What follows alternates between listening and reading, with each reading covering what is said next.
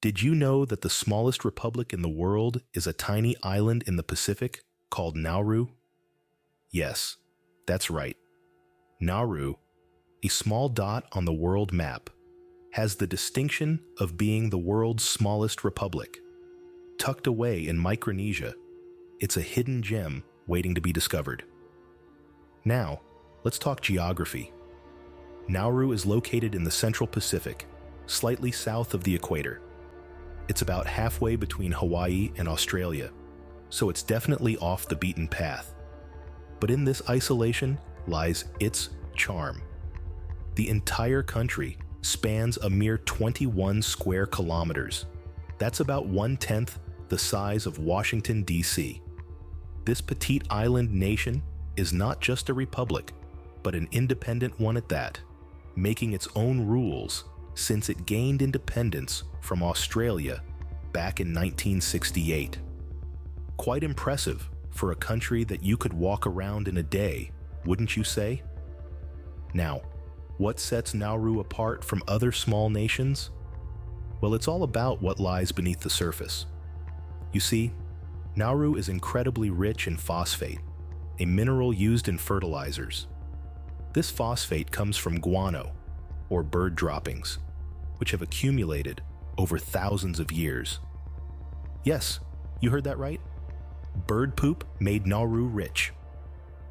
And while we're on the topic of rankings, did you know that Nauru is the third smallest country in the world, just after Vatican City and Monaco?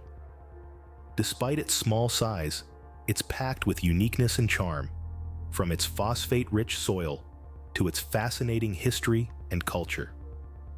So there you have it, a snapshot of Nauru, the world's smallest republic. A tiny island in the Pacific with a big story to tell. From its unique geographical location to its rich phosphate reserves and its status as a republic, Nauru is truly a place like no other. Now, wouldn't you love to discover more about this intriguing island? Stay tuned as we delve deeper into Nauru's unique economy, its weighty issues, and its desperate dating scene. It's going to be a journey like no other. What if I told you that bird poop once made Nauru one of the richest countries in the world? Yes, you heard that correctly. Bird droppings, or more accurately, phosphate deposits, were the backbone of Nauru's economy. Now, phosphate might not sound like a gold mine to you and me, but it's a valuable commodity. Used in everything from fertilizers to detergents, phosphate is a key ingredient in our modern lives. And Nauru had it in abundance. You see, over millions of years, seabirds turned this tiny island into a veritable treasure trove of phosphate. Their droppings, or guano, accumulated and fossilized, creating large deposits of this valuable resource. During the 20th century, Nauru was practically sitting on a white gold mine. At its peak, it boasted the second highest per capita income in the world, right behind Saudi Arabia. Imagine that. A nation barely 8 square miles, out-earning almost every other country on Earth, all thanks to bird poop. But, as the saying goes, all good things must come to an end. The phosphate reserves have now been almost entirely depleted. The extraction process left a significant portion of the island uninhabitable, a ghostly, lunar landscape of jagged pinnacles. The riches from the phosphate boom were not adequately invested, and Nauru found itself in an economic downward spiral. Today, Nauru faces substantial economic challenges.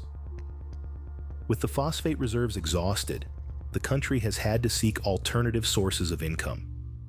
It has turned to sectors such as offshore banking and digital domains, but these have not been able to replace the wealth that phosphate once brought.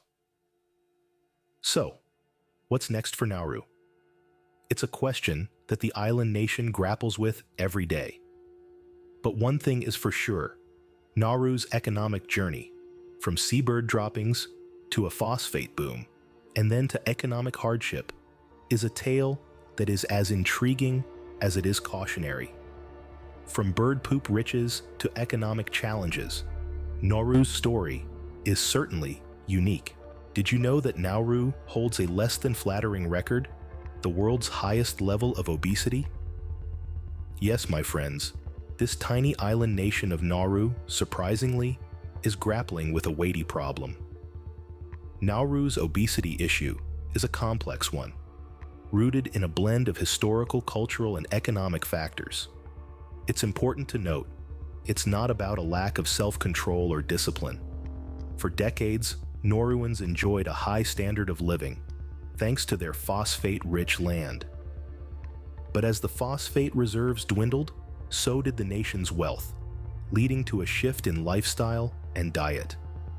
With scarce arable land and limited fresh produce, Nauru relies heavily on imported processed food. These imports, while being cheap and accessible, are high in sugar and fat, contributing significantly to the obesity epidemic.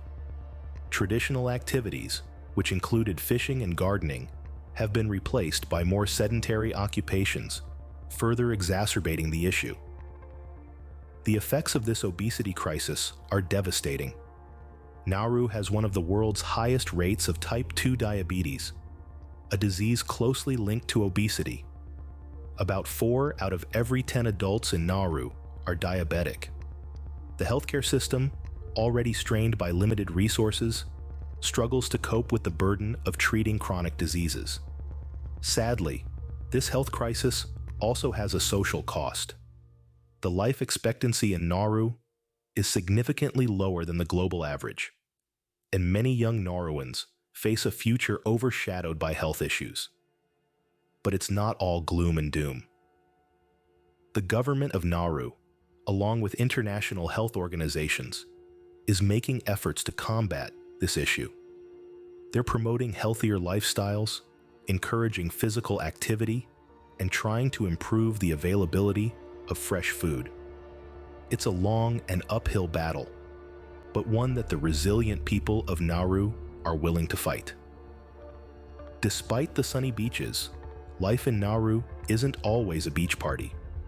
But as we delve deeper into the heart and soul of this island nation, we realize that it's a place of contrasts, a place of hardship and resilience, a place where every day is a battle and every victory is a testament to the indomitable spirit of the Nauruans. Picture this: you're in a country with 1,000 single women desperately seeking men.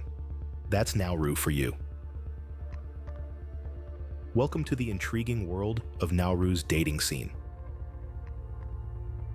This tiny island nation in the heart of the Pacific Ocean is experiencing a unique demographic quandary. With a notable gender imbalance, where there are significantly more women than men, the dating dynamics here are, let's say, somewhat unconventional. Now, imagine being in a place where every time you step out, you're treated like a celebrity, not because of your dashing good looks or your charming personality, but simply because you're a man in a country where men are in short supply. It's not uncommon for women to make the first move, and quite aggressively, too. So, if you're a bit shy or reserved, you might find yourself swept off your feet by the assertiveness of Nauru's women.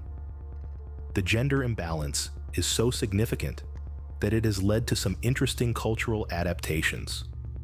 For instance, it's not unusual for women to take on roles traditionally held by men, such as breadwinners, leaders, and decision-makers. However, this is not out of choice, but out of necessity. On a lighter note, if you're a man who struggled with dating, Nauru might just be your paradise. But remember, while it may seem like an ideal situation, it's also a double-edged sword. With scarcity comes competition, and competition can be fierce. So, while you might have the pick of the litter, you might also find yourself the bone of contention among many women vying for your attention.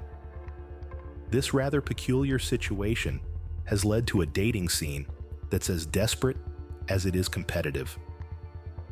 It's a fascinating social experiment that offers a unique window into the effects of gender imbalances on society. But hey, look at the bright side. If you're a single man who loves attention, enjoys a bit of healthy competition, and doesn't mind stepping into a world where the dating rules are flipped, then Nauru could be the place for you. So, if you're a single man looking for love, maybe Nauru should be your next vacation destination. Nauru may be small, but it's been at the center of a big controversy. This tiny island, isolated in the vast Pacific Ocean, has been thrust into the global spotlight, not for its phosphate riches or obesity crisis, but for its role in a contentious immigration policy. Let's delve into the depths of this tale. In the early 2000s, Australia implemented a policy known as the Pacific Solution. The aim was to deter asylum seekers trying to reach Australian shores by boat. Instead of landing in Australia, these individuals were intercepted and taken to detention centers on Pacific islands, with Nauru playing a significant role. Nauru, grappling with economic instability, saw this as an opportunity. They agreed to host these detention centers in exchange for financial aid. It seemed like a win-win situation. Australia had a place for the asylum seekers, and Nauru had a new source of income. However, this policy wasn't without controversies. Critics argued it was a breach of human rights, with asylum seekers held in conditions that were far from ideal. Reports of mental health issues, self-harm, and even deaths in these centers stoked international outrage. Australia defended the policy, arguing it prevented deaths at sea and discouraged people smuggling. Furthermore, the policy put Nauru in a predicament. On one hand, it provided much-needed financial support. On the other hand, it tied the island's economy to a policy that was widely criticized and could be scrapped at any time. The controversy surrounding Nauru's role in the Pacific Solution policy has faded somewhat in recent years, with Australia ending offshore processing in 2017. However, the legacy of this policy continues to echo in the lives of those who were detained on the island and in the memory of Nauru itself. This tiny island has certainly seen its fair share of international drama. But as we move on to our next scene, we'll explore what the future might hold for Nauru, a place that's as fascinating as it is controversial. With its resources exhausted and economy struggling, what does the future hold for Nauru? Let's delve into this, shall we? Nauru, despite its small size and depleted resources, faces a future that is both challenging and uncertain. The island is wrestling with a multitude of issues, the most pressing being the threat of rising sea levels due to climate change. Imagine a tiny speck of land in the vast Pacific Ocean. Now imagine that speck slowly disappearing under the increasing water levels. That's the grim reality Nauru could face. However, it's not all doom and gloom. The Nauruan people are resilient and creative. They've weathered storms in the past, and they're determined to confront this one too. The country is looking into innovative solutions to counter these environmental threats. For instance, building seawalls, exploring sustainable economic models, and seeking international assistance to combat climate change. Additionally, Nauru has the potential to become a hub for renewable energy. With an average of 7 hours of sunlight per day, solar energy could be a game changer for the island's economy. The move towards renewable energy sources could not only help Nauru become self-sufficient, but also contribute to the global fight against climate change. Moreover, the Nauruans are making strides in education. They understand the importance of nurturing the minds of their younger generation to overcome their current challenges. With an emphasis on vocational training and scholarships for higher studies abroad, Nauru is preparing its youth to tackle their uncertain future head-on. Nauru's journey is a testament to the human spirit's tenacity. It's a story of a small island nation grappling with extraordinary challenges. Yet, it's also a story of resilience, innovation, and the will to survive. So, as we wonder about the future of Nauru, let's remember that it's the people who make a nation. And the people of Nauru have shown time and again their ability to adapt, survive, and thrive. Despite the challenges, the spirit of the Nauruan people remains unbroken. Here's to a future where Nauru not only survives, but flourishes. Nauru may be small, but it's a place of big stories and even bigger hearts. Let's take a moment to reflect on our journey through Nauru, the world's smallest independent republic. We've delved into the unique economic history of the island, from its heyday as a phosphate rock powerhouse to its current reliance on Australian aid. We've peeked into the lives of the island's inhabitants, understanding their struggle with obesity and the peculiar dating scene where, rumor has it, 1,000 single women are waiting for their Mr. Right. We've touched upon the controversial issue of immigration and the refugee camps that have put Nauru in the international spotlight. And we've pondered the future of this tiny island nation, speculating on how it might navigate the challenges of climate change and economic sustainability. But most importantly, we've discovered that Nauru isn't just a dot on the map. It's a vibrant community, brimming with stories of resilience, hope, and the indomitable human spirit.